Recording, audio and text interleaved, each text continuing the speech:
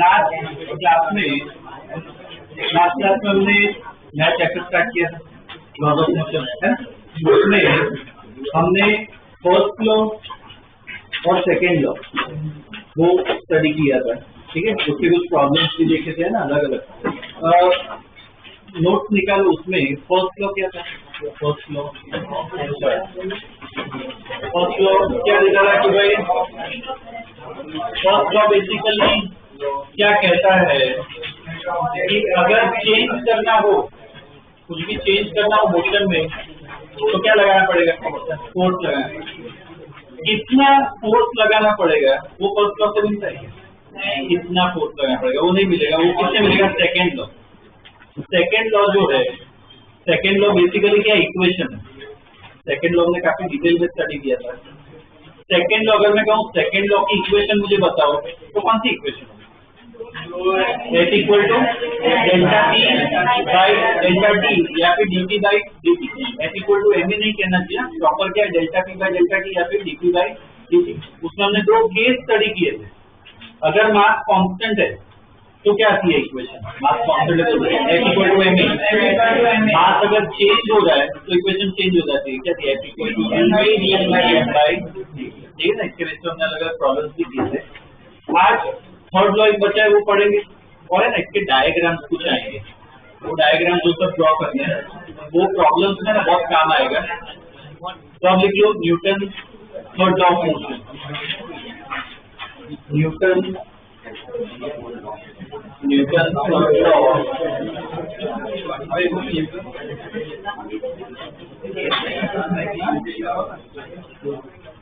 Newton third law of motion.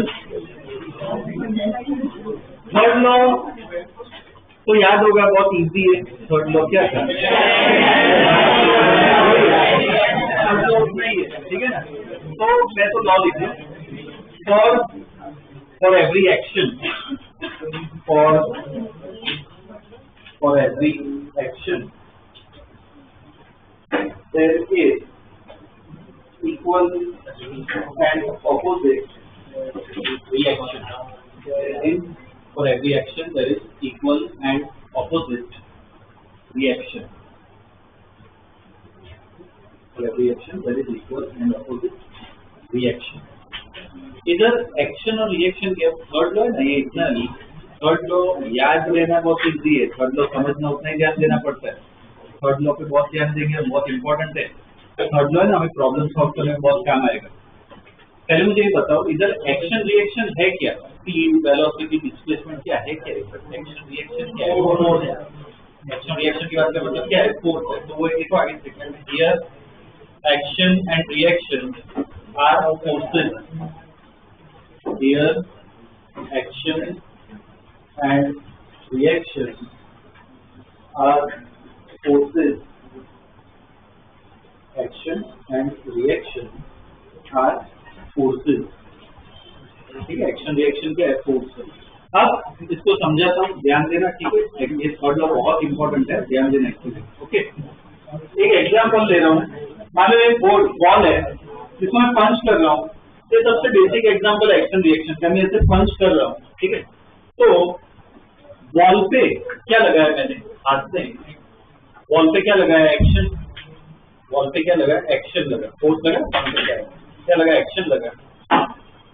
Reaction कहाँ पे लगेगा, बॉल पे क्या लगेगा, हैंड पे क्या लगेगा, रिएक्शन। अब पूरे स्टेटमेंट पे ध्यान देना, एक्शन किस पे लग रहा है, बॉल पे, किसने लगाया, हैंड पे। वैसे ही रिएक्शन किस पे लगा, हैंड पे, किसने लगाया, बॉल, किसने लगाया, बॉल। ठीक है, तो मुझे बताओ action reaction acts on same object और डिफरेंट ऑब्जेक्ट। अगर एक्शन वॉल पे लग रहा है तो रिएक्शन किस पे लगेगा, हैंड पे लगेगा। तो ये बहुत इंपॉर्टेंट पॉइंट है, एक्शन और रिएक्शन किस पे लगता है, अलग अलग ऑब्जेक्ट पे लगता है, एक ऑब्जेक्ट पे कभी नहीं लगेगा। ठीक है, और दूसरा मुझे बताओ पहले क्या लगता है, एक्शन या रिएक्शन। ऑब्वियसली पहले एक्शन है, उसके बाद ही रिएक्शन आना चाहिए। गलत, और देखो लॉजिकली गलत है, अपने दिमाग में ऐसा है कि भाई पहले एक्शन और बाद में तो रिएक्शन आना चाहिए ना, इंग्लिश टर्म ही ऐसा है कि एक्शन के बाद ही रिएक्शन आता है। ठीक है, तो ये थोड़ा कंफ्यूजिंग टर्म है। इसमें देखो क्या होता है, मैं तो पंच करूँगा ऐसे, तो ऐसे मैंने पंच किया तो चलो एक्शन तो इस पे लग गया।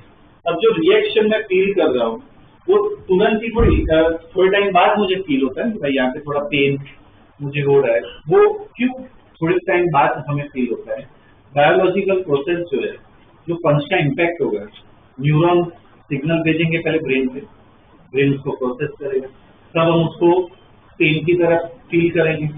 तो प्रोसेस में टाइम तो लगता है ना, वो बहुत क्विक होता है प्रोसेस, तो प्रोसेस में क्या थोड़ा टाइम तो लगता है ना। इसमें ऐसा फील होता है कि भाई पंच पहले किया, बाद में मुझे क्या हुआ, पेन हुआ।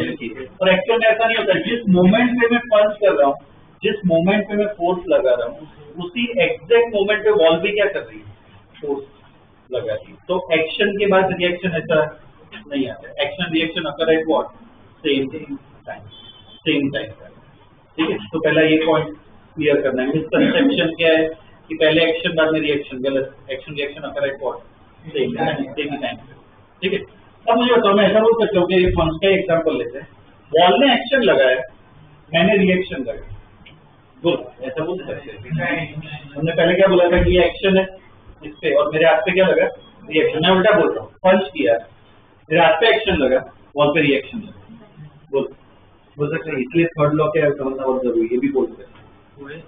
ठीक है, कि जरूरी नहीं है कि इस पे पहले एक्शन लगा बाद में रिएक्शन लगा। मैं उल्टा भी बोल सकता हूँ, मेरे हाथ पे एक्शन लगा, बॉल पे क्या लगा, रिएक्शन। क्यों ऐसा बोल सकते हैं? दोनों सेम टाइम पे तो है, दो सेम टाइम पे प्रोड्यूस हो रहे हैं। किसी को भी एक्शन रिएक्शन बोल सकते हो, बस इतना ध्यान रखना, एक को एक्शन बोलोगे ना तो दूसरे को क्या बोलना है, बस वो जरूरी। ठीक है, तो ये तो मिसकंसेप्शन जो क्या क्लियर करने बहुत जरूरी है। ठीक है, तो इसके आगे देखो statement, action and reaction occur, action and reaction occur at same time. Action and reaction occur. Action reaction occur at same time. ठीक है, कंटिन्यूशन में लिखो, if one force is considered as action, if one force is considered as action, then other must be called reaction. Then other must be called reaction. ठीक है, वो ध्यान रखना। Okay, इसके एग्जाम्पल देखते हैं। एक अच्छा एग्जाम्पल कौन सा देखते हैं, बॉल और वो सब वाला तो मैं बताऊंगा। दूसरा एग्जांपल देखते हैं। मान लो चार्ज है, पॉजिटिव चार्ज है, नेगेटिव चार्ज है। इतना पता होगा, अगर ऑपोजिट चार्ज हो अट्रैक्ट करते हैं, रिपेल करते हैं, अट्रैक्ट करते हैं। मान लो ये ए है, ये बी है, तो दोनों पे इस तरह फोर्स लगेगा। मैं क्या कहूंगा इसको, force on A due to B. क्या लिखेंगे, एट ए बी। इधर क्या लिखना चाहिए, at B A, force on B due to A. ये दोनों क्या है, एक्शन रिएक्शन। एक इस पे लग रहा है, दूसरा इस पे अलग अलग ऑब्जेक्ट पे लग रहा है, किसको मैं एक्शन बोलूंगा। अब सुन रहे हो, पंच वाला एग्जांपल थोड़ा कंफ्यूजिंग है, ये क्लियर है, दोनों एक साथ ही लग रहे हैं ना, एक ही टाइम पे लग रहे हैं। किसी को भी एक्शन बोल सकते हो, बस दूसरे को क्या बोलना है, ठीक है, वो जरूरी है। तो यहाँ पे वो लिख सकते हैं क्या कि here as A B as D A are action reaction pair. ठीक है ना, वही क्या बन गई, पैर बन गए। क्लियर है ये पॉइंट। ओके, दूसरा एग्जांपल अगर ड्रॉ करें, क्या करें, चलेगा ये एग्जांपल में ड्रॉ करें, दूसरे और भी देखेंगे हम आगे।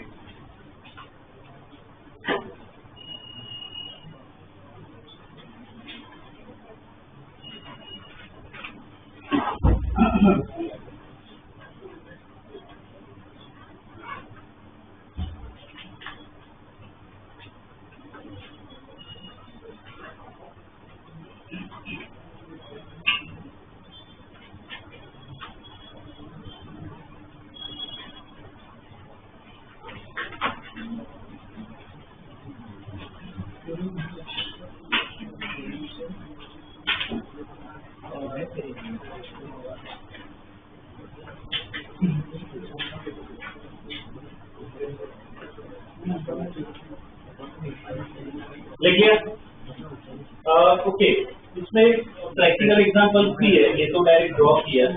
एक दूसरा अच्छा एग्जांपल पंच वाला तो देख लिया, और बहुत सारे डे टू डे लाइफ में हर जगह जहाँ पे भी एक्शन होता है ना, वहाँ पे रिएक्शन होता है। तो क्या कहते हैं, प्रैक्टिकल एग्जांपल बहुत सारे ले सकते हैं। एक अच्छा एग्जांपल तो दूसरा कौन सा ले सकते हैं, स्विमिंग का भी ले सकते हैं। स्विमर जो है, स्विमर आगे जब स्विम कर रहा है, इस तरह स्विम कर रहा है, तो स्विमर हाथ जब मूव कर रहा है तो इधर दो ऑब्जेक्ट है, स्विमर और वाटर। स्विमर पानी को कहाँ पे पुश कर रहा है, मतलब पीछे की तरफ फोर्स लगा रहा है। तो स्टेटमेंट पे ध्यान देना, पानी पे फोर्स कहाँ पे लग रहा है, पीछे। कौन लगा रहा है, तो मान लो उसको एक्शन बोलती है। तो रिएक्शन क्या होगा, किस पे लगेगा, स्विमर पे। कौन लगाएगा, कहाँ पे लगाएगा, इक्विवेलेंट ऑपोजिट। तो जितना पानी पे हम फोर्स लगाते हैं उतना ही पानी हम पे फोर्स लगाता है, एक्शन रिएक्शन। इसलिए स्विमर क्या होता है, आगे बढ़ता है। ठीक है, ये एक एग्जाम्पल हो गया। दूसरा एग्जाम्पल, हम वॉक करते हैं या रन करते हैं, कि समझ में ऐसे चल रहा हूँ, तो जब मैं चल रहा हूँ मेरे पैर, दो ऑब्जेक्ट है इधर भी, एक मैं हूँ और दूसरा क्या है, ग्राउंड। ठीक है, तो जब मैं चल रहा हूँ, मैं इस तरफ अगर चल रहा हूँ तो मेरे पैर ग्राउंड पे फोर्स लगा है, मैं ग्राउंड को कहाँ पे पुश कर रहा हूँ, जब हम चल रहे हैं पीछे की तरफ पुश कर रहा हूँ, तो ग्राउंड पे पीछे की तरफ फोर्स लग रहा है, मान लो उसको एक्शन बोलती है। तो ग्राउंड हम पे फोर्स लगा है, कहाँ पे लगाएगा, वो क्या होगा अपना रिएक्शन। ठीक है, वो क्या होगा रिएक्शन। हर जगह एक्शन रिएक्शन लगता है। ठीक है, तो वो भी एक एग्जाम्पल लिख लो, स्विमर वाला लिख लेते हैं। ठीक है, देखो in case of swimming,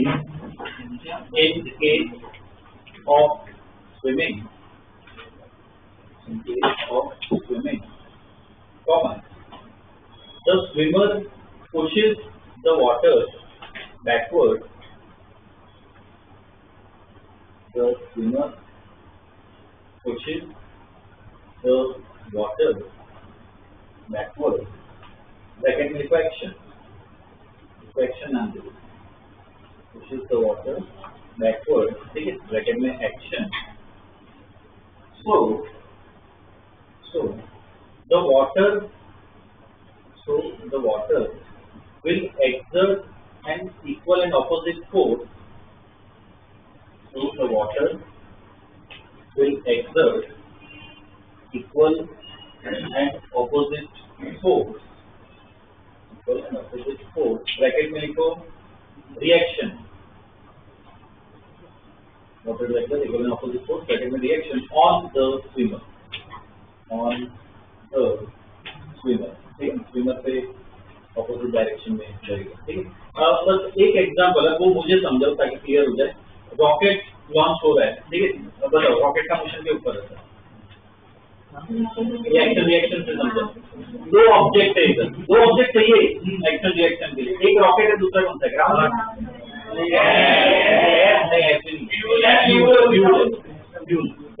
exhaust कहते हैं। तो दो ऑब्जेक्ट है, एक रॉकेट है और दूसरा क्या, एग्जॉस्ट गैस।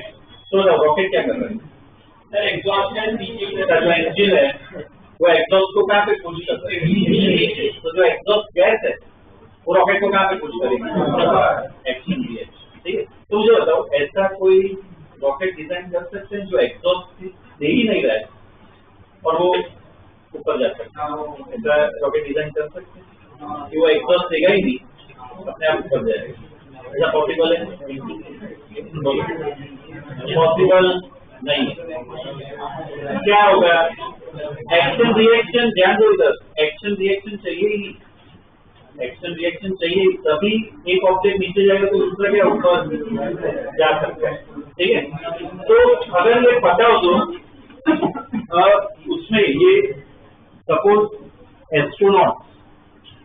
एस्ट्रोनॉट जो होते हैं वो जब स्पेस में जाते हैं, अब उनको सपोज मूव करना है तो पता है वो एस्ट्रोनॉट का जो सूट होता है वो ऐसे पीछे बैकपैक जैसा बड़ा मास होता है, उसमें है ना एक लिक्विड गैस जैसा होता है। क्या होता है कि वैसे बटन और वो सब होते हैं, तो जब वो बटन प्रेस करते हैं ना जैसे गैस जो है वो बैकपैक में से गैस या लिक्विड वो बाहर रिलीज होती है। ठीक है, तो अब मान लो एस्ट्रोनॉट को आगे जाना है, स्पेस में चल ही नहीं पाते हैं, स्पेस में ही कुछ फ्रिक्शन या एयर जैसा ही, तो अपने आप चल ही नहीं पाएंगे। तो क्या ऑप्शन है, फिर रिएक्शन का कंसेप्ट लगाना पड़ेगा। तो उसने बटन प्रेस किया, मान लो इधर से वो गैस निकल रही है बैकपैक में, तो एस्ट्रोनॉट कहाँ पे जाएगा, क्योंकि ये एक्शन दे रहा है तो वो गैस क्या देगी, रिएक्शन। वो जरूरी है, उसके बगैर पॉसिबल है ही नहीं। ठीक है, पॉसिबल है ही नहीं। ठीक है, वो सब ध्यान रखना पड़ता है। ठीक है, हर जहाँ पे भी एक्शन होगा रिएक्शन होगा। ओके, तो ये अपना थर्ड लॉ है। ओके, अब थर्ड लॉ का ना एक बहुत इंपॉर्टेंट पॉइंट मैं बता रहा हूँ, वो हम आगे यूज करेंगे। ऐसा नहीं होता है कि हर जगह की भाई एक्शन हो तो रिएक्शन लग जाता है। एक एग्जांपल देता हूँ, ये चार्ज वाला ही देता है। अच्छा एग्जांपल है चार्ज वाला। मान लो 3 चार्ज है, प्लस माइनस, यहाँ पे मैं प्लस ले रहा हूँ। ठीक है, इन दोनों के बीच में अट्रैक्टिव फोर्स लगेगा। तो ये मैं कुछ F1 F2 लिख रहा हूँ, ठीक है, ऐसे नाम से इनके बीच में भी अट्रैक्टिव फोर्स लगेगा, ये F3 F4। अब मुझे बताओ सबकी वैल्यू सेम मान लेना, सब सेम ही लग रहे हैं। मुझे बताओ F2 और F3 एक्शन रिएक्शन है, F2 और F3 एक्शन रिएक्शन बोल सकते हैं, बोलो सबकी वैल्यू सेम है, बोलो क्या इक्वल एंड ऑपोजिट है? F2 और F3 क्वेश्चन समझा ना क्या पूछा? F2 और F3 एक्शन रिएक्शन पेयर है क्या? बोलो F2 और F3 देखो इक्वल एंड ऑपोजिट दिख रहे हैं। ये जो थर्ड में ना बहुत सारे मिसकंसेप्शन है। पहला मिसकंसेप्शन क्या था कि एक्शन और रिएक्शन, पहले एक्शन रिएक्ट बाद में रिएक्शन था, नहीं होता है, सेम ही टाइम पे होता है, वो पहला मिसकंसेप्शन था। दूसरा क्या था, किसी को भी ऐसा नहीं है कि इसको एक्शन बोलूंगा और इसको रिएक्शन कहेंगे, वो फिक्स है। किसी एक को एक्शन बोलो, दूसरे को क्या बोलना है, रिएक्शन। किसी को भी एक्शन रिएक्शन बोलते हैं। ये एक और मिसकंसेप्शन, जैसे इक्वल एंड ऑपोजिट दिखे ना, ऐसा नहीं कि एक्शन रिएक्शन ही होता है। एक्शन रिएक्शन चेक करने के लिए क्राइटेरिया होते हैं, 3 क्राइटेरिया टोटल आते हैं। वो तीन क्राइटेरिया मैच हो तभी तुम बोल सकते हो कि भाई एक्शन रिएक्शन है, वरना नहीं। तो क्राइटेरिया में लिखवा रहा, ठीक है, पहले क्राइटेरिया लिखवा रहा, उसके बाद ये वापस डिस्कस करते हैं। और इसका 3-4 बना देना बहुत इंपॉर्टेंट है। ये एक्शन रिएक्शन किसे कहते हैं, लिखो criteria for action reaction test,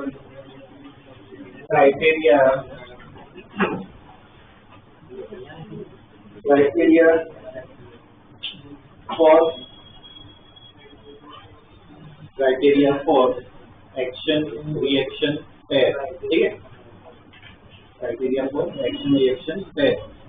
total 3 criteria, पहला लिखो दे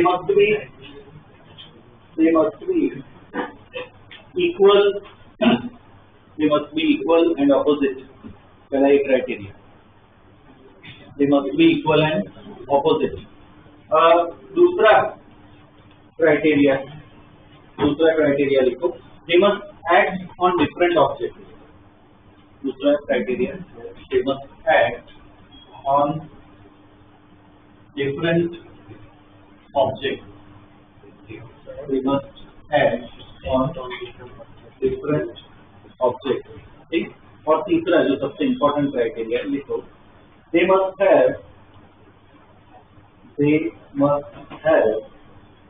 same source, they must have same source। और ये कंटिन्यू में लिखो, they must have same source, continue में लिखो। In other words,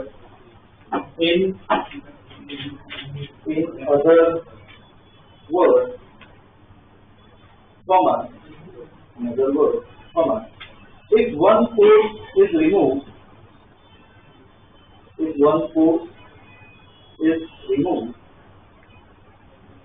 then the other force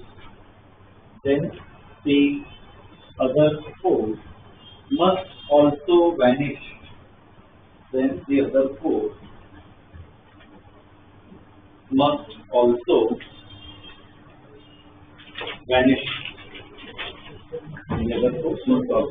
ये 3 क्राइटेरिया है, ठीक है। चलो अब चेक करते हैं, हमें जानना है F2 और F3 एक्शन रिएक्शन है कि नहीं है। पहला क्राइटेरिया मैच हो रहा है क्या, इक्वल एंड ऑपोजिट होने से मैच हो रहा है, पहला क्राइटेरिया मैच हो रहा है। दूसरा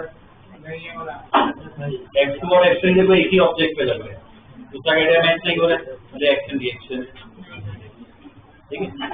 चलो अब इसमें चलो एक और चेक करते हैं, F1 और F4 ध्यान देना, F1 और F4 वो चेक करते हैं, वो एक्शन रिएक्शन है कि नहीं। पहला मैच हो रहा है, ऑपोजिट है ना, इक्वल एंड ऑपोजिट, पहला मैच हो रहा है। दूसरा अलग अलग ऑब्जेक्ट पे लग रहा है, ये इस पे लग रहा है, ये इस पे लग रहा है, दूसरा भी मैच हुआ। तीसरा क्राइटेरिया क्या है, they must have same source, मतलब क्या, एक को अगर मैं गायब करूँ दूसरा भी गायब हो जाना चाहिए। तो एक काम करते हैं, इसको मैं गायब कर, इसको हटा, तो F1 हट गया। मुझे तो कौन सा फोर्स ये लगेगा कि नहीं लगेगा, तो इनके बीच का फोर्स तो ये लगेगा, वैनिश नहीं हुआ ना, तो इसका मतलब क्या, तीसरा क्राइटेरिया मैच नहीं हुआ, तो ये दोनों भी क्या एक्शन रिएक्शन नहीं, एक बार ये दोनों चेक कर। पहला क्राइटेरिया मैच हो रहा है, इक्वल एंड ऑपोजिट। दूसरा अलग अलग ऑब्जेक्ट पे लग रहा है ना, ये F1 इस पे लग रहा है, F2 इस पे लग रहा है। अब तीसरा जो सबसे इम्पोर्टेंट है, इसको गायब करो, F2 लगेगा कि नहीं लगेगा, अपने आप हो गया ना। तो तीसरा क्राइटेरिया भी क्या है, मैच हो रहा है, मतलब ये दोनों क्या है, इसमें चेक करो, ये दोनों इक्वल एंड ऑपोजिट, अलग अलग ऑब्जेक्ट पे लग रहा है, इसको गायब कर दो। F3 भी अब नहीं लगेगा, अपना गायब हो जाएगा ना। तो ये भी F3 और F4 भी क्या है, एक्शन, ठीक है ना। तो एग्जांपल में ड्रॉ कर लो और ऐसे लिख लो कि F1 F2 क्या है, एक्शन रिएक्शन पे, और F3 और F4 ये क्या है, एक्शन रिएक्शन, ठीक है ना। बहुत ध्यान देना होता है एक्शन रिएक्शन पे।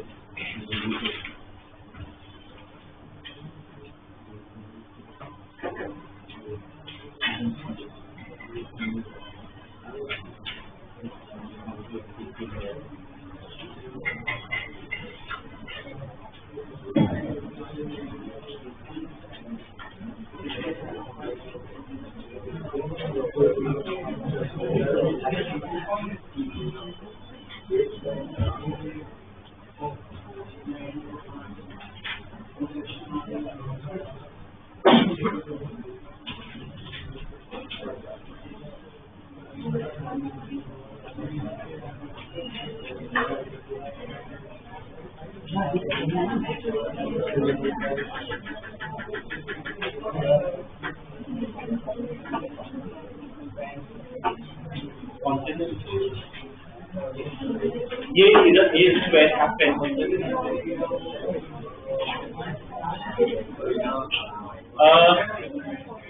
लिखिएगा ये एग्जाम्पल में, ठीक है। तो अब सपोज स्कूल की एग्जाम में न्यूटन थर्ड लॉ ऐसा है कि भाई राइट न्यूटन थर्ड लॉ, ध्यान दो इधर। अगर स्कूल के ये मेन वो थियरी वो सब इसलिए ही लिखवाइए, ठीक है ना, कि स्कूल के एग्जाम में ऐसा है कि राइट न्यूटन थर्ड लॉ पूरा लिख सकते हो प्रॉपर, ठीक है। तो इजीली क्या कहते हैं, पूरा कवर हो गया है अपना, ठीक है, पूरा कंप्लीट आ जाएगा।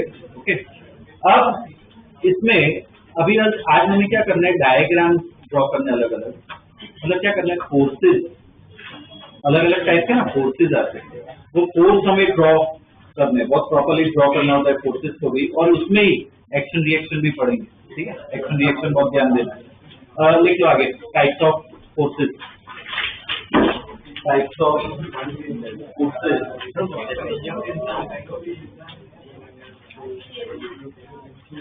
Types of forces, types of forces. पहला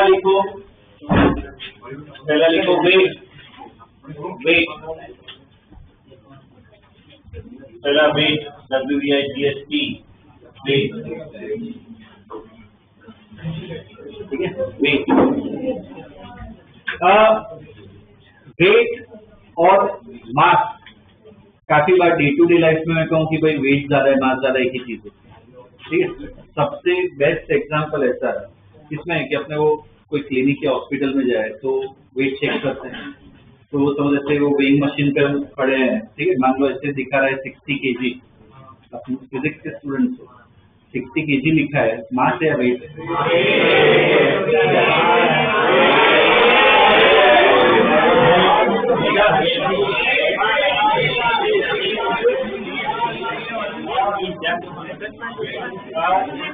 केजी है, केजी क्या है मास, वो एक्चुअल में ध्यान दो, एक्चुअल में ध्यान दो यहाँ पे, वो एक्चुअली टेक्निकली क्या लिखा है, मास, क्या लिखते हैं, मास। पर डे टू डे लाइफ में वेट बोलो मास बोलो एक ही है, हम फिजिक्स पढ़ रहे हैं, हमें फर्क पता होना चाहिए। केजी है वो क्या लिखा होता है, मास। वेट एक्चुअली क्या है, फोर्स है, वेट क्या है, फोर्स है। वो फोर्स कौन सा फोर्स है, वेट, ये पेन नीचे जा रहा है किसकी वजह से जा रहा है, ग्रेविटी, और जो फोर्स लगाता है उसे क्या कहते हैं, ग्रेविटी, वो ग्रेविटी का ही दूसरा नाम है क्या, वेट। तो weight is nothing but what, force of gravity. तो वेट क्या है, फोर्स, ठीक है, वेट फोर्स। तो कंफ्यूजन नहीं होना चाहिए, हमें पता होना चाहिए, ठीक है ना, वेट का मतलब क्या होता है, वो फोर्स, ठीक है, और वो वेट की वैल्यू भी आती है, वो भी मैं बता रहा हूँ, जिसमें लिखो वेट में। जो वेट स्केल जो होता है फिर वो क्या होता है? वेट स्केल पे मास ही केजी लिखा होता है ना, वो मास ही मेजर करता है, मास ही मेजर करता है, ठीक है ना। लिखो it is the gravitational force, it is the gravitational force of Earth, it is the gravitational force of Earth on an object, it is the gravitational force of Earth on an object, it is the gravitational force of Earth on an object, ठीक है।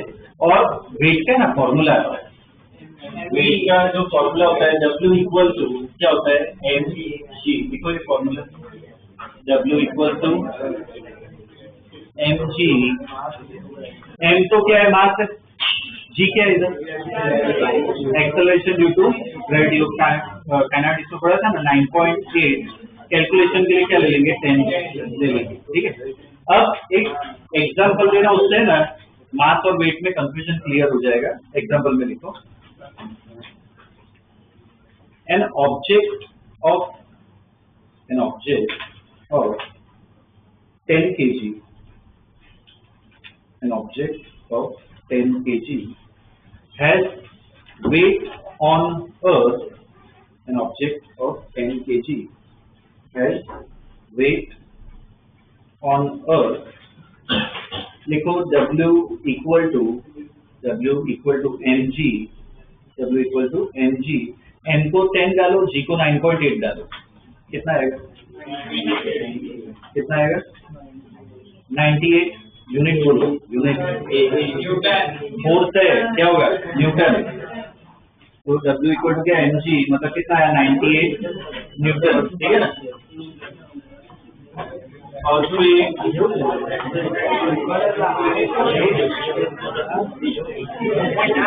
इधर ध्यान दो,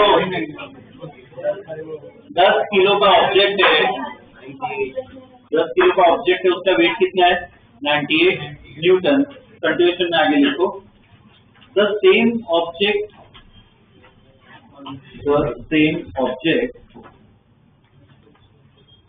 when placed on moon, the same object when placed on moon will have weight when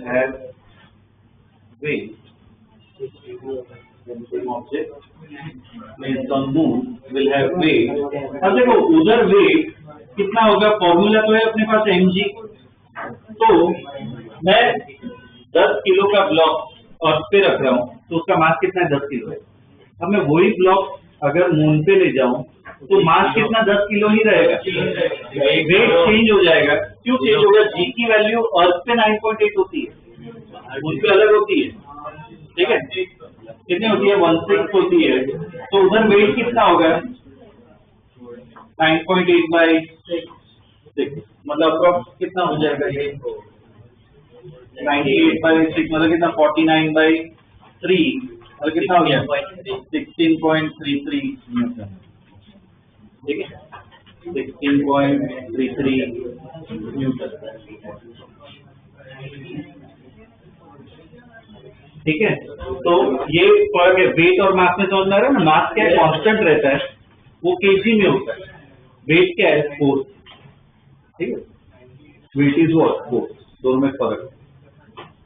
okay, अब मुझे बताओ wait की direction किस तरफ लगता है, वेट नीचे की तरफ लगता है। अगर ये अर्थ है,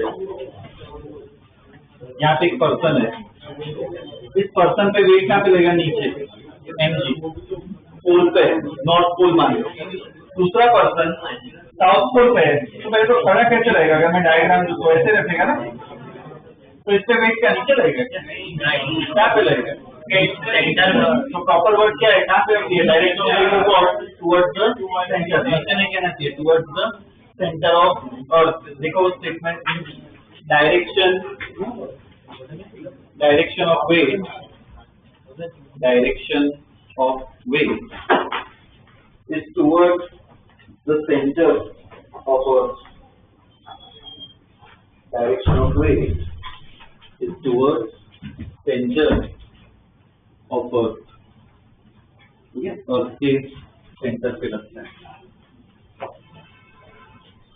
अब इसमें अलग अलग डायग्राम ड्रॉ करते हैं, वेट ड्रॉ करते हैं. ठीक है, डायग्राम पे ध्यान देना. अब देखो ऐसे एक डायग्राम ड्रॉ कर रहा हूँ. ठीक है, एक ब्लॉक जो है ग्राउंड पे रखा हुआ है, तो मुझे वेट ड्रॉ करना है. तो कैसे ड्रॉ करेंगे? पहले तो ब्लॉक को ऐसे अलग से बना, ब्लॉक को अलग से ड्रॉ करना है. अब इधर वेट मुझे ड्रॉ करना है, मतलब कि mg बनाना है. तो डायरेक्शन मैंने बताई, कहाँ पे होगा? टुवर्ड सेंटर ऑफ अर्थ. मैं ऐसे ड्रॉ करूँ, अर्थ का सेंटर कहाँ पे होगा? ग्राउंड यहाँ पे, यहाँ कैसे होगा? इसका मतलब इधर लगेगा वेट.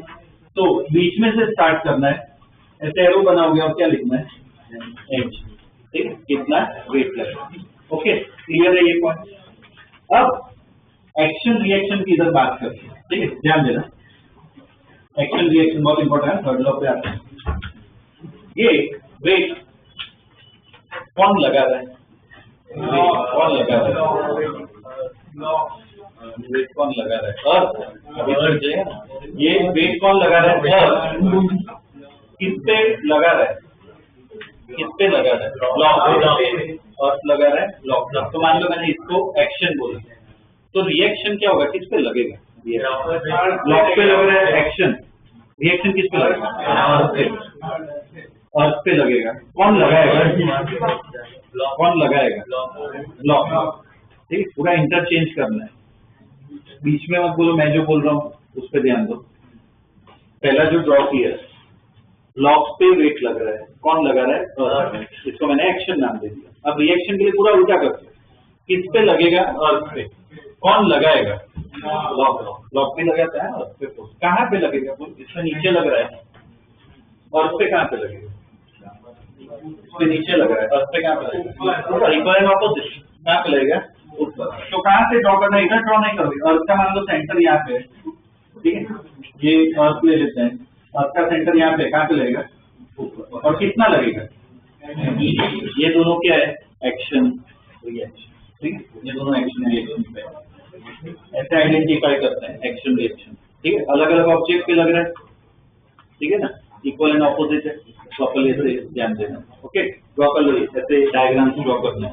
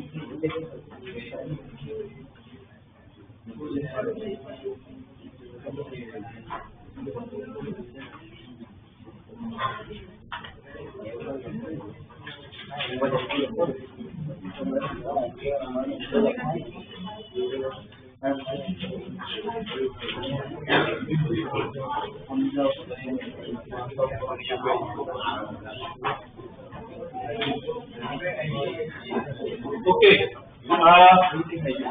इसके अलग अलग और डायग्राम्स ड्रॉ करने से प्रैक्टिस करनी है. यहाँ पे इधर दो ब्लॉक है. ठीक है, तो इधर मुझे डायग्राम ड्रॉ करना है. दोनों ब्लॉक को है ना, पहले तो अलग अलग करना है. तो पहले M2 की अगर बात करें, M2 की कैसे वेट ड्रॉ करेंगे? बोलो, ये जो प्रोसेस को फॉलो करना है. कहाँ से? बीच में से स्टार्ट करो. और यहाँ पे लगेगा कितना लिखोगे? M2. ठीक है, पहला जो ब्लॉक है, नीचे वाला जो ब्लॉक है, उसको इसे नीचे कितना ड्रॉ करोगे? M1. मुझे बताइए सर, M1 प्लस M2 नहीं आना चाहिए? ये ब्लॉक इसका भी वेट तो फिक्स करेगा. अलग अलग बोलो क्या करना है? अलग अलग लिया तो क्या ऐसे उनका ही मार्क्स लिखो. इसका M2G, इसका क्या होगा M1G। सिर्फ उनका ही लिखना है, खुद का। अब अर्थ पे बताओ, अर्थ को भी मैं अलग से ड्रॉ कर रहा हूँ। अर्थ की बात करें तो बताओ, अब एक्शन रिएक्शन समझो। ये नीचे लग रहा है M2G, किस पे लग रहा है? ब्लॉक पे। कौन लगा रहा है? अर्थ। तो बोलो इसका रिएक्शन कैसा होगा? किस पे लगेगा? ब्लॉक पे। किस पे लगेगा? अर्थ पे। अब पूरा उल्टा कर दो, अब किस पे लगेगा? अर्थ पे। कौन लगाएगा? ब्लॉक। तो किधर लगेगा? बोलो कहाँ पे ड्रॉ करना है? ये नीचे लग रहा है, कहाँ पे लगेगा? ऊपर। क्या लगेगा? M2G। सिमिलरली इसका, इससे नीचे लग रहा है, उससे कहाँ पे लगेगा? तो ये ऐसे सर्कल बना रहा हूं। ये क्या हो गया? एक एक्शन रिएक्शन पेयर हो गया। ये भी एक एक्शन रिएक्शन पेयर हो गया, ठीक है ना? एक्शन रिएक्शन क्लियर होना चाहिए। करो ड्रॉ।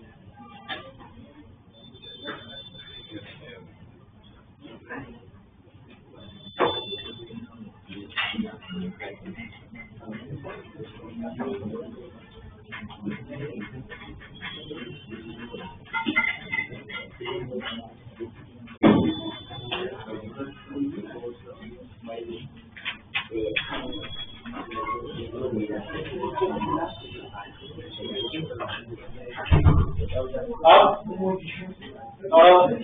उसके बाद ये डायग्राम देखो, यहाँ पे एक स्टिक ऐसे रखी हुई है, ठीक है? एक स्टिक को ऐसे बैंड रख सकते हैं। ये वॉल है, ये ग्राउंड है, ठीक है? ऐसे स्टिक को रखी हुई है। अब इधर ही ड्रॉ करना है इसका MG। इस स्टिक का MG कहाँ से ड्रॉ करो? ऊपर से ड्रॉ करो, नीचे से ड्रॉ करो, कहाँ से ड्रॉ करो? ऑब्जेक्ट के बीच में, सेंटर से ही बनाना है। कहाँ पे बनाओ? लेफ्ट राइट ऊपर नीचे। यहाँ पे होगा इसका सेंटर, जैसे बस नीचे। क्या बनाना है? इसका रिएक्शन क्या होगा? अर्थ पे लगेगा। कहाँ पे लगेगा? ठीक है, यहाँ पे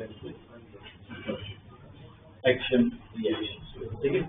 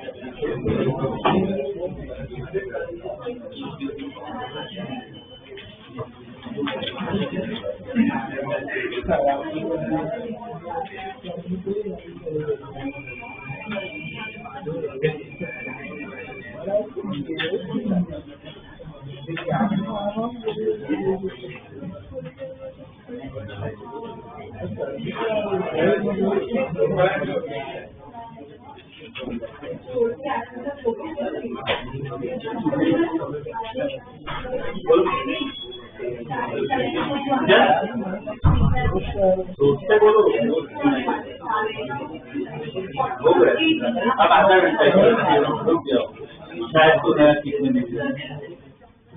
अब ये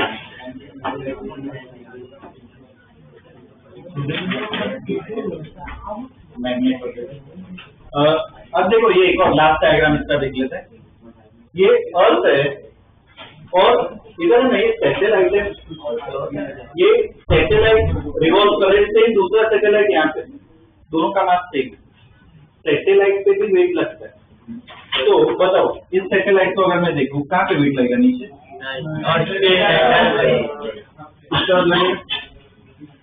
MG। इस सैटेलाइट पे अंदर लगेगा MG, ठीक है? अब मुझे बताओ, ये दोनों एक्शन रिएक्शन है क्या? अब जो वापिस मैं बोल रहा हूँ, मुझे तुम्हारा ओपिनियन नहीं जानना है, लेकिन तुम्हें क्या लग रहा है? क्राइटेरिया, जो क्राइटेरिया लिखो है ना, मैच करो। जजमेंट चाहिए, ओपिनियन चाहिए। पहला क्राइटेरिया मैच हो रहा है, दूसरा क्राइटेरिया मैच हो रहा है, दूसरा की मैच हो रहा है, अलग अलग ऑप्शन लग रहा है, उसको गायब कर दो, ये भी गायब हो लगेगा। तीसरा क्राइटेरिया मैच नहीं होगा, एक्शन रिएक्शन नहीं। तो चलो, इसको अगर मैं एक्शन कहूँ, इसका रिएक्शन मुझे बताओ तो क्या? अर्थ पे लगेगा इस तरह, ये एक्शन रिएक्शन है। सिमिलरली इसको अगर मैं एक्शन मानूं, इसका रिएक्शन इस तरह से लगेगा, ठीक है ना? बच्चे ला जाएगा नहीं तो।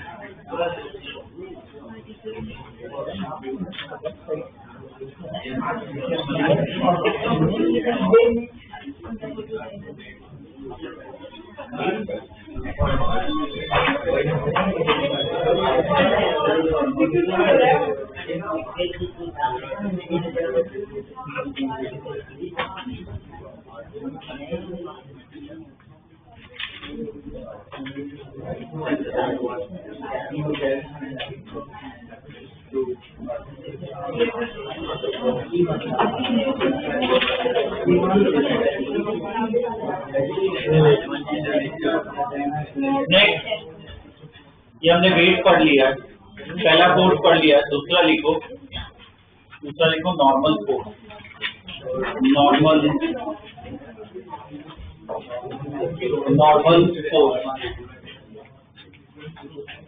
नॉर्मल फोर्स ब्रैकेट में लिखो कैपिटल एन, उसका सिंबल होता है नॉर्मल फोर्स।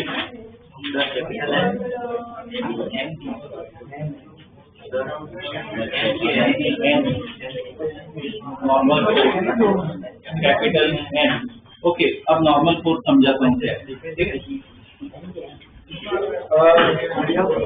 नॉर्मल फोर्स ध्यान देना, इधर ये मान लो कि इधर ऐसे ये दो हैंड, ये फिस्ट और ये हैंड ऐसे कांटेक्ट में, ठीक है? मैं ऐसे पुश कर रहा हूँ, ठीक है? अब इधर मुझे बताइए, दोनों के बीच में वेट लग रहा है क्या? वेट लग रहा है? वेट नहीं लग रहा है। वेट तो क्या है, अर्थ लगा है। इन दोनों के बीच में, दो हैंड के बीच में जो फोर्स लग रहा है वो वेट नहीं है। किसकी वजह से फोर्स लगा? कांटेक्ट की वजह से लगा। एक दूसरे पे क्या अप्लाई कर रहा है? प्रेशर अप्लाई कर रहे हैं। तो ये जो कांटेक्ट होता है, कांटेक्ट की वजह से जो फोर्स लगता है ना, उसे हम क्या नाम देते हैं?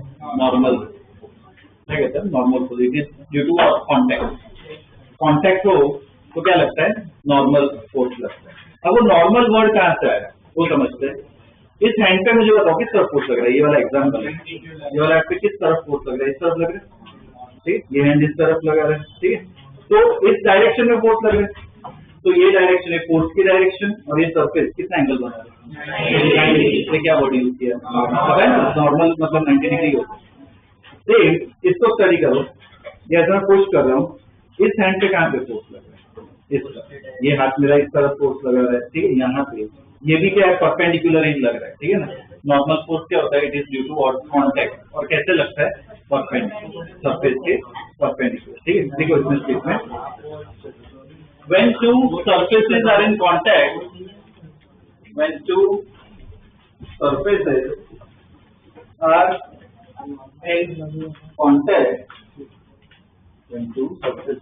are in contact, they apply a force. They apply a force that is perpendicular to the surface. They apply a force that is perpendicular to the surface called normal force. Called normal normal force. Okay, full stop. Condition में लिखो, it is electromagnetic. It is electromagnetic in nature. It is electromagnetic in nature. It is electromagnetic in nature. Electromagnetic मतलब last class में हमने ना force के बारे में पढ़ा था, तो मैं बताया था कि इस दुनिया में जितने भी फोर्स हैं 4 टाइप के फोर्स हैं। याद है पहला कौन सा था? ग्रेविटेशनल, दूसरा इलेक्ट्रोमैग्नेटिक, तीसरा स्ट्रॉन्ग न्यूक्लियर और जितने भी फोर्स हैं 4 कैटेगरी में आते हैं। वेट कौन सी कैटेगरी में? ग्रेविटेशन। नॉर्मल फोर्स, जो नॉर्मल फोर्स है कांटेक्ट की वजह से लग रहा है। कांटेक्ट मतलब बेसिकली क्या एटम की है ना, कौन सा फोर्स लगता है? इलेक्ट्रोमैग्नेटिक, ठीक है ना, वो नेचर। ओके, और एक और स्टेटमेंट लिखो, अब इसके डायग्राम्स बनाते हैं। लिखो नेक्स्ट स्टेटमेंट, मुझे तो नॉर्मल फोर्स कौन सा फोर्स लगता है? ये हैंड वाला एग्जांपल दिया, पुशिंग फोर्स है पुलिंग फोर्स? पुशिंग फोर्स होता है, ठीक है। हम लिखो normal force can push an object. Normal force can push an object but cannot pull.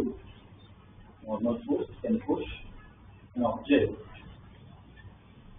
but cannot pull. ठीक, अब इसके डायग्राम ड्रॉ करते हैं। तो चलो पहले वो सिंपल एक ब्लॉक वाले एग्जांपल लेते हैं। ये यहाँ पे ग्राउंड पे मैंने एक ब्लॉक रखा हुआ है, ठीक है, ब्लॉक का मास है। अब इसका मुझे डायग्राम ड्रॉ करना है, तो ब्लॉक को अलग बना लिया है, और ध्यान देना कैसे डायग्राम ड्रॉ कर रहे हैं। ये सब डायग्राम ड्रॉ करना सीखा हो ना, वो आगे जब हम प्रॉब्लम्स करेंगे तो ये डायग्राम ही काम आने वाले हैं। तो जो हमने पढ़ लिया है वो तो बनाना ही है। वेट कहाँ पे ड्रॉ करो? बोलो, जो ऑलरेडी पढ़ लिया है तो बनाना ही है। वेट कहाँ पे नीचे लगेगा? हाँ, इधर कॉन्टेक्ट है क्या? नहीं है। उसका अगर हम कह रहे हैं कॉन्टेक्ट है मतलब क्या लगेगा? नॉर्मल फोर्स लगेगा। अब नॉर्मल फोर्स है वो यहाँ पे कॉन्टेक्ट है। अब नॉर्मल फोर्स बनाना है तो ये कॉन्टेक्ट सरफेस है, तो इसके परपेंडिकुलर ड्रॉ करना है, ठीक है। तो या तो ऊपर लगेगा या तो नीचे लगेगा। अब कैसे ड्रॉ करना है? तो स्टेटमेंट जो लिखा है, normal force is what? Pushing force. तो क्या करो, दूसरे ऑब्जेक्ट की जगह आ जाओ, मुझे इस पे ड्रॉ करना है, ठीक है। मतलब इसको क्या करना है? पुश करना है। ग्राउंड की जगह आ जाओ और पुश करो, तो ऊपर पुश करो या नीचे? ग्राउंड की जगह यहाँ पे बोलो। अब इससे सिंपल में नहीं करता, इधर आ जाओ, ब्लॉक ऊपर है, पुश करो या मतलब क्या है? तो ऊपर तक करोगे ना, मैं नीचे में मतलब क्या कर रहा हूँ? पुल कर रहा हूँ। क्या करना है? पुश करना है। तो इसमें कहाँ पे फोर्स लगेगा? ऐसे एनजी नॉर्मल फोर्स कहाँ पे लगेगा? अब ग्राउंड को ड्रॉ करते हैं। ग्राउंड को एमजी इधर से लगेगा ऊपर, ये हमने देख लिया। अब ग्राउंड पे भी नॉर्मल लगेगा, तो यहाँ पे भी कांटेक्ट है। कौन लगाएगा नॉर्मल? ब्लॉक। तो सेम ब्लॉक की जगह आ जाओ, कहाँ पे पुश करोगे? नीचे। ब्लॉक की जगह आ जाओ, नीचे पुश करेंगे, ठीक है। नीचे पुश करेंगे, क्या लिखना है? एन। देखो इधर एन है, इधर भी एन ही लिखना है, N1 N2 नहीं लिखना है, दोनों सेम ही कॉन्टेक्ट है ना, तो एक ही फोर्स रहेगा, ठीक है। अब क्वेश्चन, Mg और N एक्शन रिएक्शन है क्या? वो वैल्यू सबकी सेम है, वो मैं दे रहा हूँ। Mg और N एक्शन रिएक्शन है क्या? अब एक बार गलती करो, बार बार गलती करो, उससे फिर आदत कहते हैं, गलती नहीं कहते। मैं क्या बोला? जजमेंट चाहिए, क्राइटेरिया मैच करवाओ, क्राइटेरिया मैच करवाओ। कौन सा क्राइटेरिया मैच नहीं होगा? पहला मैच हो रहा है इक्वलेंट ऑब्जेक्ट, दूसरा नहीं हो रहा है, एक ही ऑब्जेक्ट पे लग रहा है, एक ही ऑब्जेक्ट पे लग रहा है ना, एक्शन रिएक्शन नहीं है, ठीक है। तो ये बताओ, ये दोनों एक्शन रिएक्शन है क्या? चेक करो। नहीं, जल्दी चेक कर, ये दोनों इक्वल एंड ऑपोजिट पे अलग अलग ऑब्जेक्ट पे लग रहे हैं। अब तीसरा सबसे मेन है, इसको गायब कर दो, इसको उठा लो, इसको मैं उठा देता हूँ। अब ये एंड लगेगा, कॉन्टेक्ट करते ये लगे नहीं लगे, ये भी गायब हो गया, ठीक है। क्या है? ये दोनों एक्शन रिएक्शन, ये दोनों भी एक्शन रिएक्शन, ठीक है। कर लो ड्रॉ। अब ये नॉर्मल ड्रॉ करना है।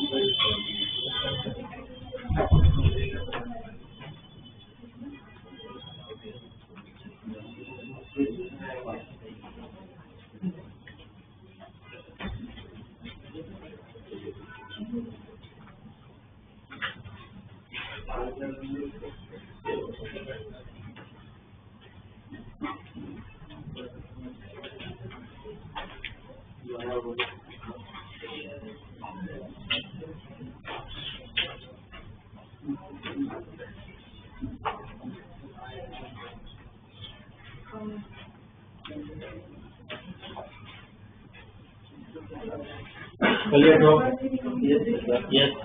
ओके चलो, अब ये डायग्राम देखो, यहाँ पे एक ब्लॉक रखा है, इधर रखा है, देखो इसको क्या कहते हैं, ऐसे एंगल पे, ये ग्राउंड है, ऐसे एंगल पे उसे क्या कहते हैं, इंक्लाइन पे रखा है, ठीक है। इधर ब्लॉक रखा है, सिर्फ इधर ड्रॉ करना है एमजी और नॉर्मल। तो चलो पहले तो अलग करते हैं, मुझे मतलब इधर ब्लॉक को ऐसे सीधा कर दूं या जैसा प्लांट है वैसा ही रखना है, जैसा है वैसा ही रखना है। यहाँ पे ब्लॉक है और ऐसे लाइन बना दो तो अच्छी तरह डायग्राम देंगे। एमजी कहाँ पे ड्रॉ करो, एमजी कहाँ पे ड्रॉ,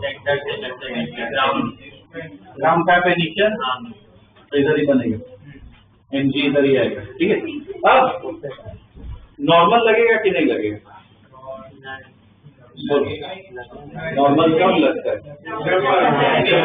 नॉर्मल कब लगता है, कॉन्टेक्ट होना चाहिए, तो कॉन्टेक्ट है कि नहीं है, कॉन्टेक्ट नहीं है, कॉन्टेक्ट हो मतलब क्या लगेगा, नॉर्मल लगेगा। तो चलो बताओ, इस पे ड्रॉ करना है, किसकी जगह आ जाओगे, ग्राउंड की, इंक्लाइन की जगह आ जाओ और पुश करो, इसको पुश करना है, दूसरे की जगह आ जाओ, पुश करना है, किधर पुश करोगे, यहाँ पे पुश कर, इधर पुश करोगे ना, ऐसे, ठीक है, ऐसे ड्रॉ, ओके, और इसकी प्रैक्टिस करनी है।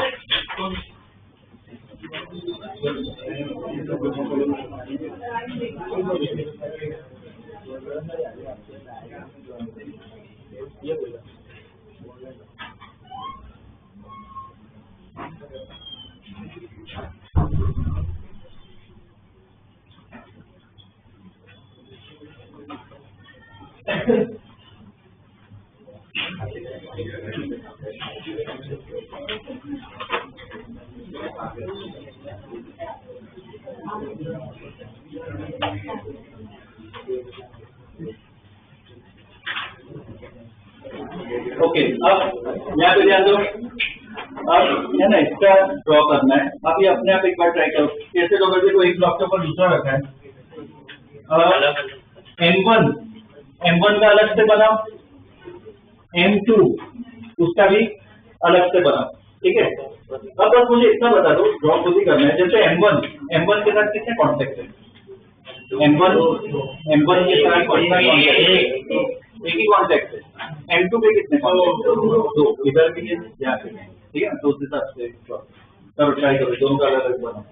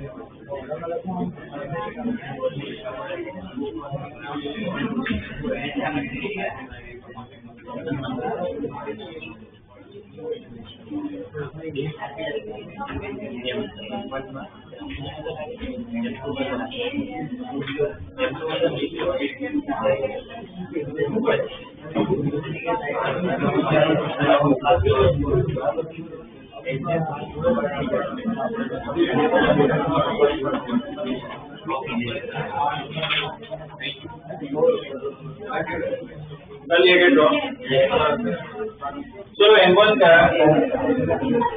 को अगर देखें, नीचे M1 चाहिए, ठीक है। अब कांटेक्ट के लिए बताओ, M1 पे मुझे ड्रॉ करना है, किसकी जगह आ जाएगी, M2 दूसरा ऑब्जेक्ट की जगह आ जाना है, M2 की जगह आ जाओ, चलो पुश करना है, ऊपर पुश करेंगे, तो ये मैं कुछ एंड बनेगा,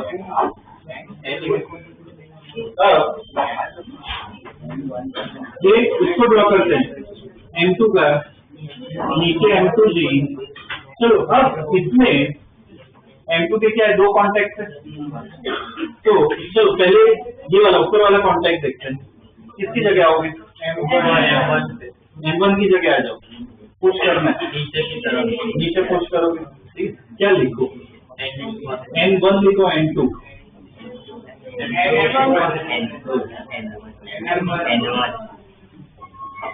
N1 ही होगा। क्यों N1 होगा? N2 नहीं लिखना, N1 ही लिखना है। क्यों? क्योंकि M1 भी उसमें सेम कॉन्टेक्ट, तो वही लिखो। अब इधर भी है कॉन्टेक्ट ग्राउंड के साथ, तो इधर किसकी जगह आ जाओ? ग्राउंड की जगह आ जाओ। बोलो कहाँ पे पुश करो? N1 लिखोगे, यह वाला कॉन्टेक्ट क्या लिखोगे? ठीक है, ऐसे ड्रॉ करना है।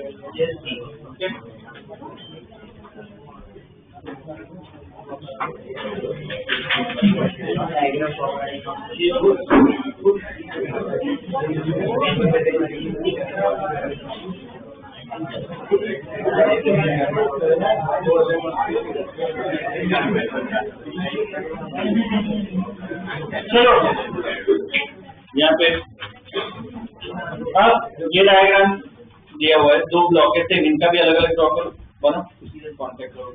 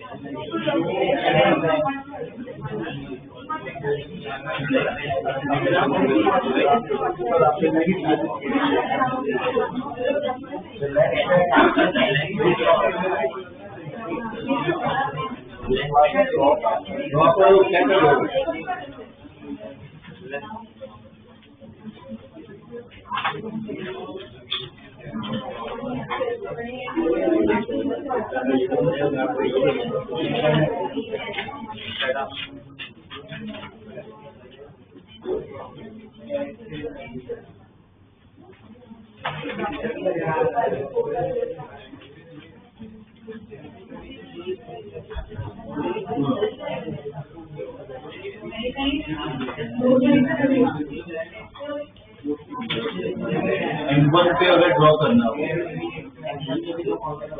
हाँ तो इसका ड्रॉ करना, नीचे M1 ये दो कॉन्टेक्ट है, इधर कॉन्टेक्ट है और ग्राउंड की जगह आ जाओ, यहाँ पे लगाओ।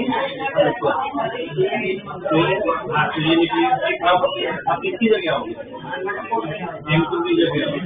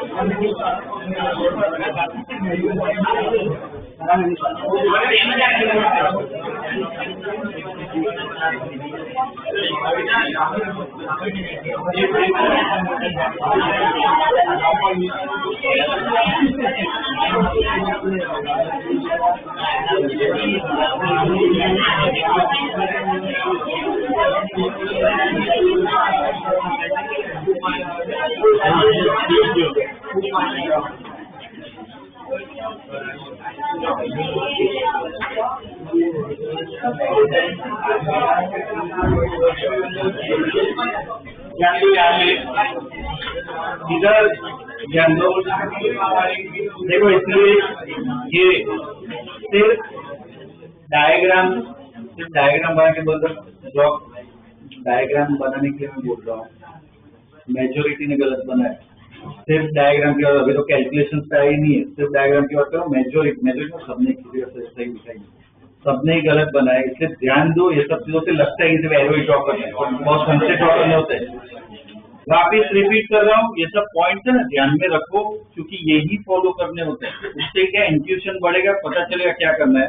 तो M1 को जब ड्रॉ कर रहे हैं, M1 की बात करते हैं, तो M1 को अगर मैं देखूं, उस पे जो फोर्स लग रहा है, वो जो फील कर रहा है वो ड्रॉ करना होता है, वो जो लगा रहा है वो ड्रॉ नहीं करना, उस पे जो लग रहा है ना वो बनाना होता है। तो mg कहाँ पे लगेगा? नीचे। अब कितने कॉन्टेक्ट है इधर? दो है ना कॉन्टेक्ट। ये देखो F, बाहर से मैं F लगा रहा हूँ, उसको ऐसे लिख के छोड़ दो, ठीक है। ग्राउंड जो है, ग्राउंड इस पे फोर्स लगा रहा है, तो सेम ग्राउंड की जगह आ जाओ, मुझे इस पे ड्रॉ करना है, ठीक है, वापस रिपीट करो, इस पे ड्रॉ करना हो, दूसरे ऑब्जेक्ट की जगह आ जाओ और पुश करो। तो चलो ये वाला कॉन्टेक्ट देखते हैं, ग्राउंड की जगह आ जाओ, पुश करो, क्या लगेगा? ऊपर, ठीक है। फिर सपोज मैं लिख रहा हूँ N1, अब किसकी जगह आओगे? M2 दूसरा भी लगाएगा, M2 की जगह आ जाओ, इसको पुश करो। कहाँ पे पुश करोगे? लेफ्ट या राइट? यहाँ से आ जाओ, पुश करना है, पुश करोगे ना, तो इस तरह का एरो बनेगा। N1 लिखोगे, अरे क्या अंदर बातें कर रहे हो? ये नया कॉन्टेक्ट है N2।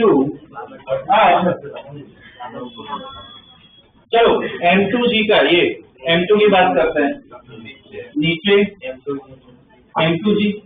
अब चलो इसके नॉर्मल बताओ, अब इस लॉजिक पे बताओ, ग्राउंड की जगह आ जाओ, ऊपर क्या लिखूं? N1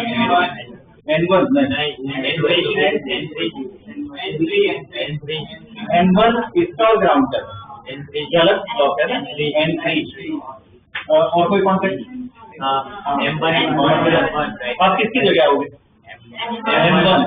M1 दूसरे ऑब्जेक्ट की जगह आ जाओ, M1 की जगह आ जाओ, कहाँ पे पुश करोगे? इधर पुश करोगे ना, यहाँ पे हो, इस तरफ पुश करोगे, क्या लिखोगे? ये एक ही कॉन्टेक्ट, ठीक है। ऐसा डायग्राम बनेगा।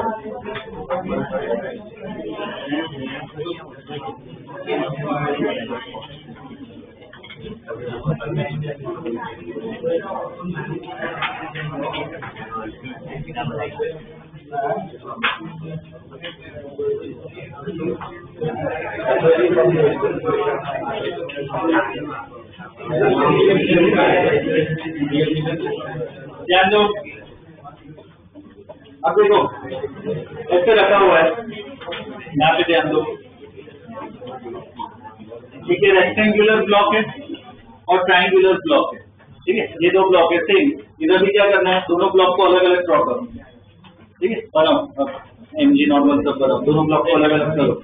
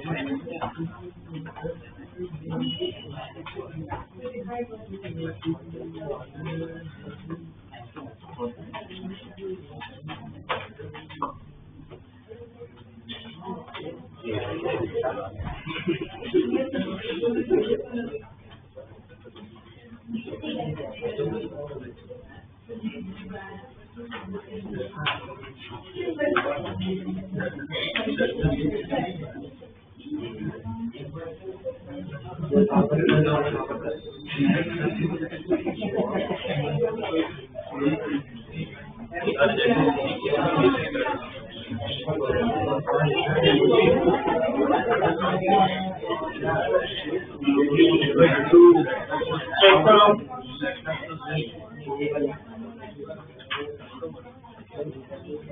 दोनों को पहले तो अलग करना है, ठीक है।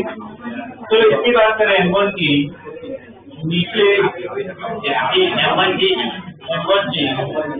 N1 कितने कॉन्टैक्ट है इसके? M1 में कितने कॉन्टैक्ट? एक ही कॉन्टैक्ट तो ट्राइंगल की जगह आ जाओ N1 और पुश करना है। कहाँ पे पुश करो? ऐसे पुश करोगे, इधर परपेंडिकुलर बनाना है, ऐसे पुश करना है, ठीक है। क्या लिखिए N1 और इसको ड्रॉ करना है। तो यहाँ से M2G इसके कितने कॉन्टैक्ट? दो कॉन्टैक्ट है। एक इधर का कॉन्टैक्ट है, वो नीचे की जगह आ जाओ, बोलो। यहाँ पे बोलेंगे क्या लिखो? N1 ग्राउंड कहाँ पे लगाएगा? ऊपर। क्या लिखते हैं? ठीक है।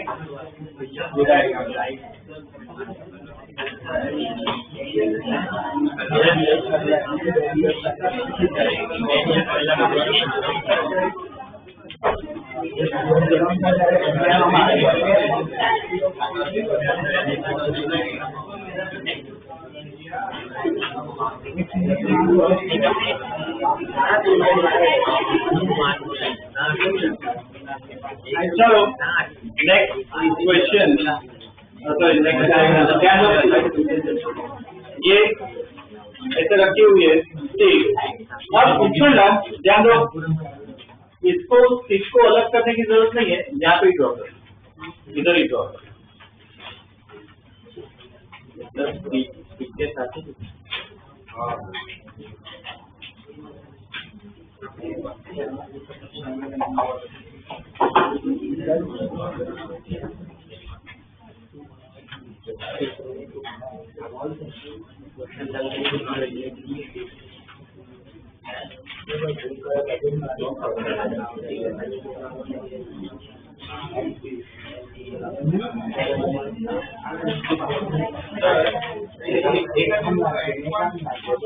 हाँ होता है, सिर्फ एंड पॉइंट।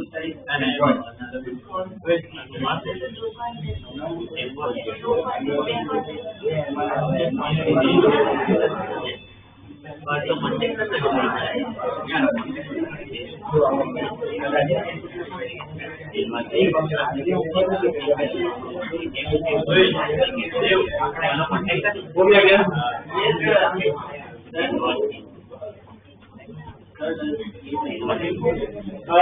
यहाँ पे बीच में से MG, अब इधर टिक के कितने कॉन्टैक्ट है? दो कॉन्टैक्ट है।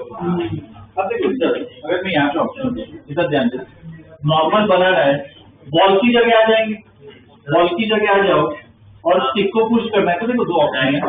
अगर मैं इस सरफेस को देखूं तो ऐसे पुश करेंगे, अगर ये पार्ट देखे तो ऐसे क्रॉस में कौन सा सही है? ये ध्यान देना है, ऐसे बोलो डायग्राम, इसलिए इसका बहुत इम्पोर्टेंट है। ये सही बनाओगे उसके बाद ही कैलकुलेशन आते हैं। तो कौन सा सही है? देखो क्या करना है, मैं लिखवा था किसके सरफेस के परपेंडिकुलर, कॉन्टैक्ट सरफेस के परपेंडिकुलर। तो इधर देखो टिक का पॉइंट कॉन्टैक्ट में है या टिक का सरफेस कॉन्टैक्ट? टिक का पॉइंट कॉन्टैक्ट में। सरफेस तो कौन सा है? वॉल है। तो वॉल को देखो कौन सा सही है? ये वाला परपेंडिकुलर है।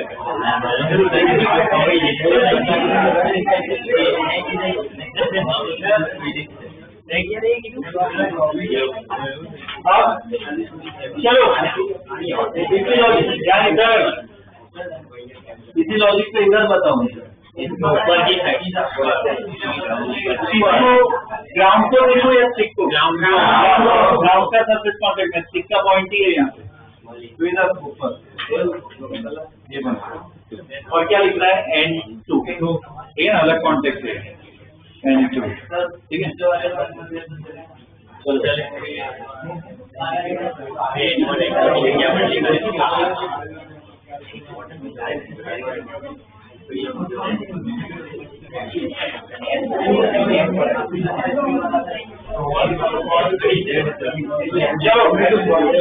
यहाँ पे चलो ये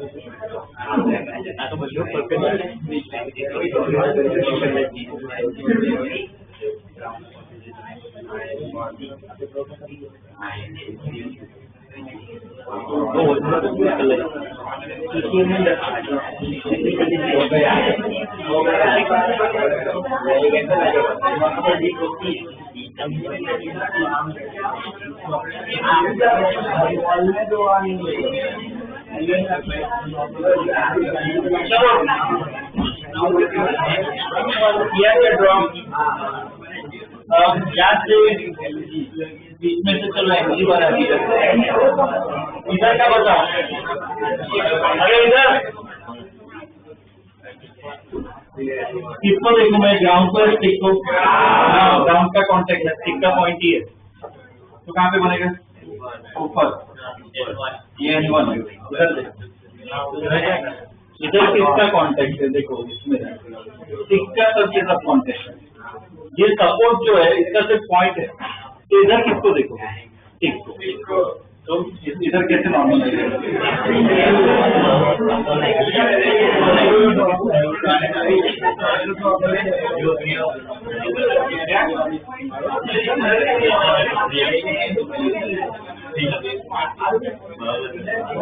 इधर देखो ना, इधर किसका पॉइंट है? सरफेस का पॉइंट है, अब स्टिक का पूरा सरफेस है ना कॉन्टेक्ट में।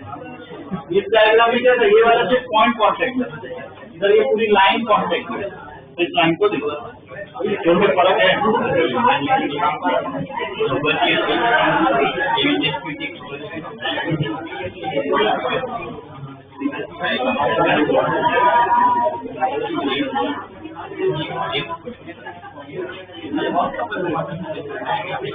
ध्यान दो, देखिए लास्ट डायग्राम को इधर ध्यान दो, पहले इधर ध्यान दो क्या बोल रहा हूँ। पहले ये डायग्राम ढंग से बनाना है, ड्रॉ मत करो, पहले सुनो। इसमें पहले ना सर्कल ड्रॉ करो, उसके बाद ये वर्टिकल है, ये लाइन दो, उसके बाद ये बना तो ढंग का डायग्राम बनेगा। पहले लाइन मत बनाना, पहले सर्कल ड्रॉ करो और इधर ही बना दो, इधर ही अलग से कोई ड्रॉ करने की जरूरत नहीं, इसमें ही बनाओ, एमजी नॉर्मल सब बना।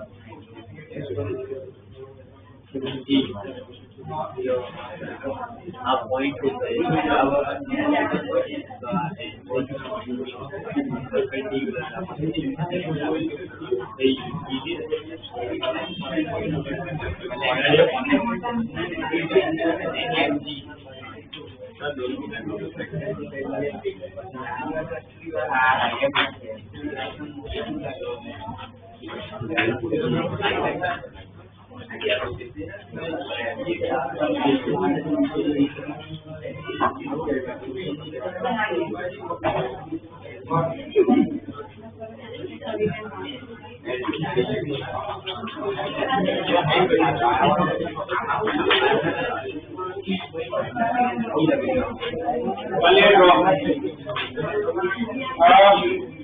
इसमें नीचे की तरफ बीच में से बनाएंगे, क्या होगा?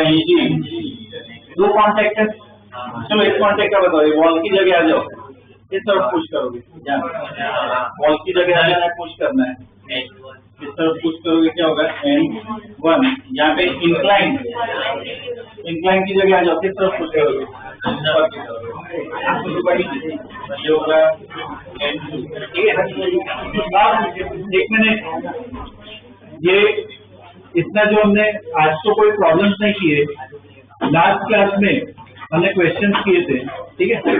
मॉड्यूल है क्या वो करने में ना, कोई एक है ना, इसके बाद हो गया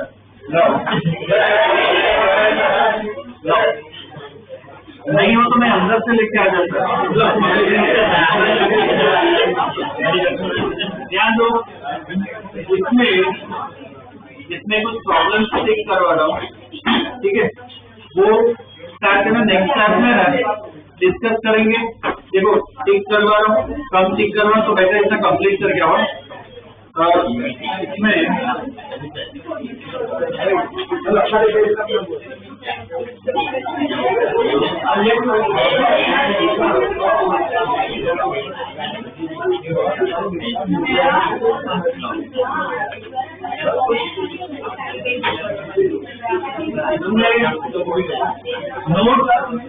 नोट रिवाइज करके ही ये सॉल्व करना। पेज नंबर, ये जो चैप्टर है, उसमें पेज नंबर 59 पे आओ, जो लॉज ऑफ मोशन चैप्टर है, पेज नंबर 59 पे आओ। उसमें DPP1 जो है, उसमें क्वेश्चन नंबर 1 टिक करो, क्वेश्चन नंबर 1, ठीक है। उसके बाद क्वेश्चन नंबर 7 टिक करो, क्वेश्चन नंबर 3 पे ना 4 मार्क करो, क्वेश्चन नंबर 3 उससे 4 मार्क करो, ठीक है। बाद में क्वेश्चन नंबर 4 पे भी 4 मार्क करो।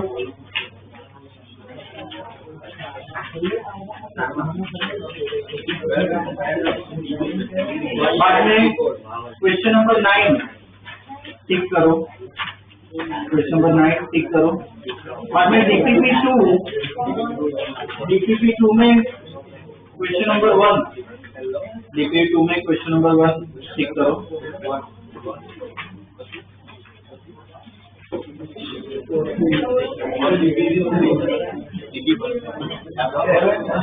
पेज नंबर 78 पे आओ, पेज नंबर 78।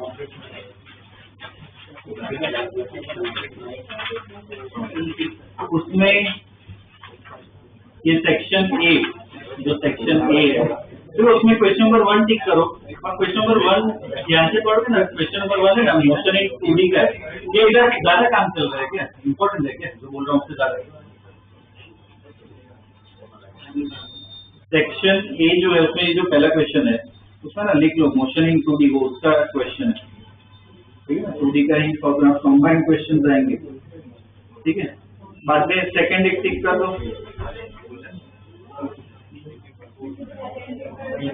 10 टिक करो और 11, ठीक है। इसलिए नेक्स्ट क्लास में इसका डिस्कशन होगा।